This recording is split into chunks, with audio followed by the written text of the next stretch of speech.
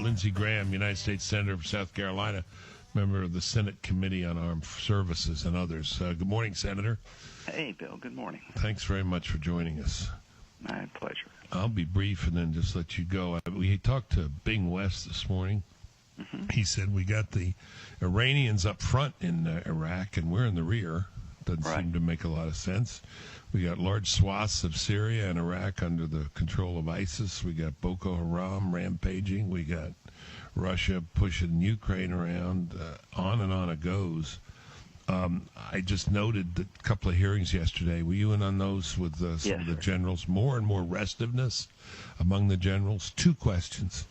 Are we in danger? It seems to me we are. It makes me very nervous what's going on in the world. Are we vulnerable? And can we straighten out our foreign policy despite the president? Well, that's a good question. The one danger that you didn't mention was the biggest danger of all, and that's the Iranian nuclear ambitions. Of course. If you ask me, of all the things that keep me up at night, and there's a lot given the world map, it's the idea that we will do a nuclear deal with the Iranians, the P5+1, that will give them thousands of centrifuges from which to make uranium. And the only way to stop them from getting a bomb is the UN would monitor their activity. That was North Korea. Did not work well. Unlike North Korea, who now has a bomb, South Korea and Japan did not feel the need to get a bomb of their own because we were around.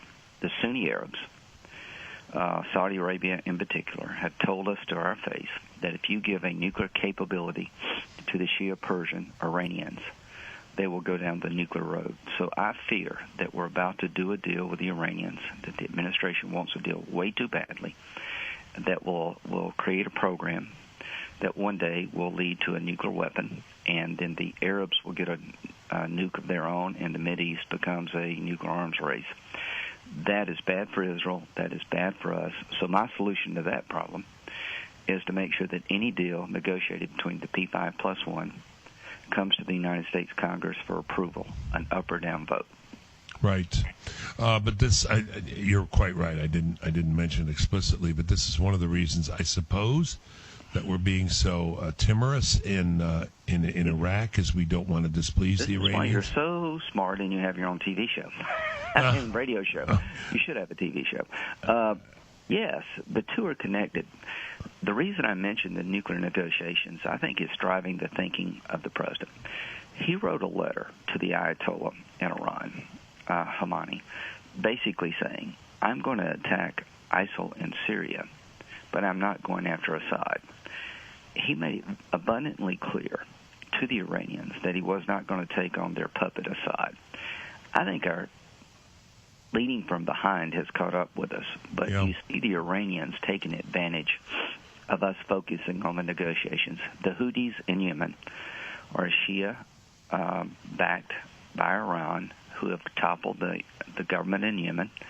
Al-Qaeda in the Arabian Peninsula, the people that attacked Paris, have a safe haven in Yemen. We've had a relationship between the government to go after these guys. Well, the Houthis have now taken over. They're very anti-American, anti-Israeli. Assad in Syria is the puppet of the Iranians. They got $700 million released under the interim deal, the sanctions interim deal. They gave the Iranians about almost $1 billion. The Syrian Free Army that we met with a couple of weeks ago said that half of that money went to Assad. You got Hezbollah affecting Beirut. You got all kind of nefarious activity in Iraq, and now Bahrain, where you have a Shia minority population. The Iranians are trying to destabilize Bahrain. 4 Arab capitals, under the influence or control of Iran as we negotiate. I just want to be clear. You didn't mention a Charlie Hebdo and 9/11. You talked about the Middle East. Bad enough. And if the Middle East explodes, we'll get the shrapnel at least, right? Yeah, and here's what I'm trying to say. There's a great debate going on in the world. Should you call it radical Islam? Is it a religious war? Yeah, what do you think, Bill? What do you think? I think it's radical Islam. I think it's, definitely Islam. Yes, sir. Okay. Why is that important? If you stop drawing cartoons tomorrow, if you close Gitmo tomorrow, if you abandon Israel, if you gave the Palestinians everything they wanted, it would not stop radical Islam from moving against us. They're not motivated by grievances. Right. They could care less about the Palestinians. Right.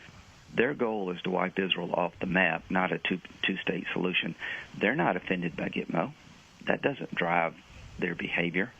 They're dictated by God under their warped interpretation of Islam to convert or kill. So when American politicians won't embrace the fact that this war is a religiously motivated event, you start to make decisions based on the fact you're trying not to offend these people, when the real offense is just choosing not to follow God on their terms. That's right. Yeah, no, we are an affront to them just by existing, right? Just by being as the... Yeah, right? There's nothing we can give them. There's nothing we can give them in terms of a policy other than conversion to their view of Islam. Yeah. It's my lovely wife from Orangeburg, South Carolina. I think you know where that is. Yes, said, I do. Back, sitting in a car, she said to the cab driver, "Do you want to kill the Jews?" And he said, "Yes, ma'am." And she said, "The Christians?" Said, "Then the Christians next. Israel first, then the United States." And she said, "Get me out," being a proper, South Carolina woman. "Get me out of this car." And anyway, so that's right. And death is sought for its own sake. So isn't it important to name, to get it right? I mean, to so that you know what you're fighting and how you will fight it? I've never been successful in any endeavor in my life unless I define the problem first. Yeah. World War II is repeating itself. You've got European nations that look at Israel, even though Israel didn't exist before World War II, as the bad actor in the region vis-a-vis the Palestinians, threatening to sanction Israel. You've got radical Islam on the march. At the time they're growing in capacity, we're reducing our military spending under sequestration defense cuts. Yes. To all-time low. And you've got the President of the United States who constantly overrules his generals. He was told to leave a residual force behind in Iraq to protect our gains. He said, "No, I'm Commander-in-Chief. I know best. We'll pull everybody out." Guess what? Within months, if not a year or two, Iraq went back to where it was before because al-Qaeda in Iraq was on its knees. It came back. 3 years ago, he was told by his entire national security team, "You need to train the Free Syrian Army to go in and deal with Assad. You need to neutralize his air power so that he will be replaced by a new group of Syrians." He said, "No, I'm not going down that road." And the vacuum created in Syria allowed al-Qaeda in Iraq to become ISIL. And those two decisions have led to what we know today as ISIL. The reluctance, the normal reluctance, the kind of status reluctance of people in uniform to be critical seems to me to be changing some, or at least perhaps with retirement, people find their voice. But it struck me that yesterday you had General Kane, General Mattis, General Flynn, all complaining and saying things are bad. Can this get through? I mean, I understand when you say that he's overruling, but sooner or later, don't you have to listen? Well, here's the test. It's almost unanimous, isn't it? Yes, sir, it is unanimous. Let's move to the two worst decisions are yet to come. Doing a bad deal with the Iranians, and that's why Congress needs to look at it. If it's a good deal that stops our nuclear ambitions, I will gladly vote for it. But if it's a North Korea in the making, I will vote against it. But Afghanistan. Afghanistan is where this all started. When the Taliban took over Afghanistan, we kind of were indifferent. To those who believe if you just leave the region alone, they will leave you alone. There was not one soldier in Afghanistan on September the 10th. We didn't have an ambassador, and we didn't give the Taliban one penny of money. So this isolationism did not prevent the Taliban from joining forces with al-Qaeda. Now, that's the center of the fight. So the president, in his own wisdom, contrary to all military advice, has set a date for withdrawal that will be down to 1,000 troops by 2017. Those 1,000 soldiers will be in Kabul. They will not be able to patrol the Afghan-Pakistan border to deal with the growing al-Qaeda threat. The question you asked is a good one. Is it getting through? I think it's getting through to Democrats, that if we have a date certain to withdraw in Afghanistan, Afghanistan becomes Iraq all over again, but with a neighbor called Pakistan who has nukes.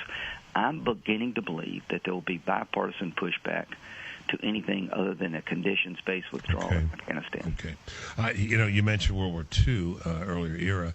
I read a lot of history. I've written some history books too, and people say, "How did the German people? How could they? Didn't they see what was going on?" Boy, this couldn't be clearer when you have a bunch of people standing up saying "Death to you."